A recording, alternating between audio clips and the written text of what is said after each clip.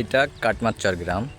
আর এখানে আশেপাশে যত বিল আছে প্রত্যেকটা বিলে প্রায় 100 বিঘার উপরে জায়গায় বাংলাদেশ কৃষি গবেষণা ইনস্টিটিউটের থেকে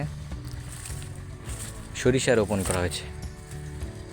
আপনারা যেদিকে তাকাবেন আসলে শুধু হলুদ আর হলুদ। আইলা পরবর্তী সময়ে এই এলাকাটা আসলে ফেলানো ছিল এক প্রকার, এখানে কোনো ফসল হতো না। তো আইলার পরবর্তীতে বাংলাদেশ কৃষি গবেষণা ইনস্টিটিউটে এই এলাকাটা আসলে ভিজিটে আসে, দেখে বিস্তীর্ণ এলাকা শুধু ধুলো আর ধুলো। তখন তারা এলাকার কৃষকদের উদ্বুদ্ধ করে এই সরিষা চাষে, এবং সেইখান থেকে এই ফল। আইলার পরে এত সুন্দর ফসল আসলে এই এলাকার লোক দেখেনি। এই যে সরিষা ক্ষেতগুলো দেখতেছেন এর ঠিক অপোজিট ওই যে ওইখানটাতে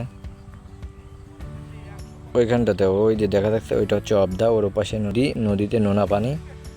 আর ওইখান থেকে বাঁধ ভেঙে যাওয়ার পরে এইটা টোটাল এলাকা পানিতে প্লাবিত হয়ে গেছিলো।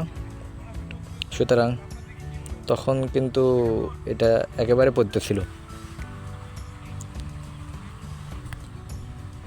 আইলা পরবর্তীতে এইখানটা দেখেন কি সুন্দর এলাকা, মানে চারিদিকে শুধু হলুদ আর হলুদ, পাশে